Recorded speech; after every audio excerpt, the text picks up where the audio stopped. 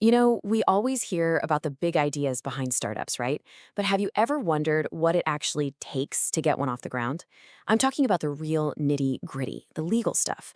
Well, today we're going to pull back the curtain and look at the official documents of a real live startup. We're going to see exactly how a business is born on paper. Okay, so every single company has an origin story. And you know what? Legally, it all starts right here. This is a certificate of incorporation. It kind of looks like a company's birth certificate, doesn't it? And while it seems simple enough, this single piece of paper is actually the finish line of a really fascinating process. So what does it actually take to get one of these? All right, let's dive in. First things first, a company is born. This is the moment we go from just an idea to a real legal entity. Okay, so let's meet our startup, IRDNA SDN BHD. Think of this as its basic ID card. We've got the name, a unique registration number, kind of like a social security number for a company, and the company type. Now that SDN BHD at the end, that's super important. It's basically the Malaysian way of saying private limited company or LLC. It just means it's a private company limited by shares, which is by far the most common setup for new businesses. And here we go, the official birthday. Mark your calendars, March 24th, 2025. This is the exact date that IRDNA legally popped into existence. Everything before this moment, just an idea, just planning. Everything after, that's the start of its official journey. So just like you need a blueprint before you build a house, you need one before you build a company. There's an official plan that has to be submitted. So let's dig into that original application and see what this company was really all about from day one.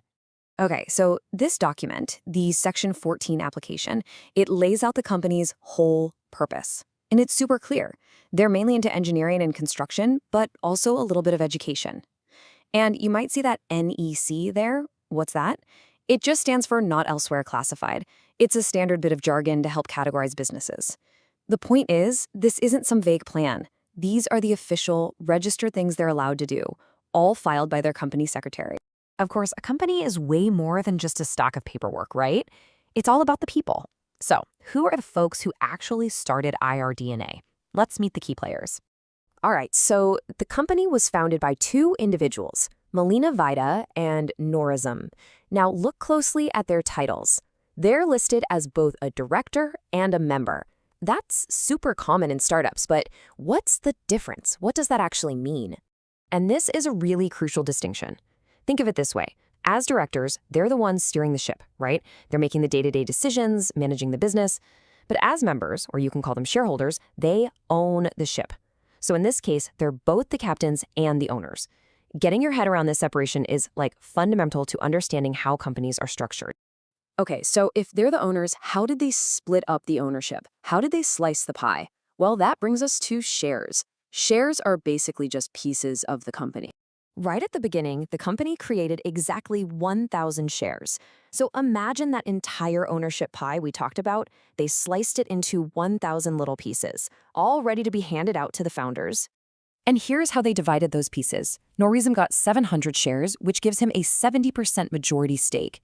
Melina got the other 300 for her 30% stake. It's a simple 70-30 split. This chart tells you right from the get-go exactly who's in the driver's seat. But you know, startups don't sit still for long. And IRDNA moved fast. They made a really big move to get ready for growth, which leads us to their very first major financial decision. I mean, just look at how quickly they got things done. The company is officially born on March 24th. The very next day, they're registered for taxes. And then not even a month later, by April 18th, they're already increasing their share capital. That is not messing around. That shows they are serious about growing and fast. And we're not talking about a small bump here. They went from 1,000 shares all the way up to 50,000. That's a 50x increase. A move like this pumps a ton of potential value into the company. It gets them ready for bigger projects or maybe future investors. But here's the big question. Did this mess up their ownership split? And this is the really smart part. Check it out. Even though the total number of shares went through the roof, the ownership percentages, they stayed exactly the same. Norizum now has 35,000 shares, Melina has 15,000, but it's still that perfect 70-30 split. This is like a textbook example of how to scale up a company's capital without changing the original deal between the founders. Really well done.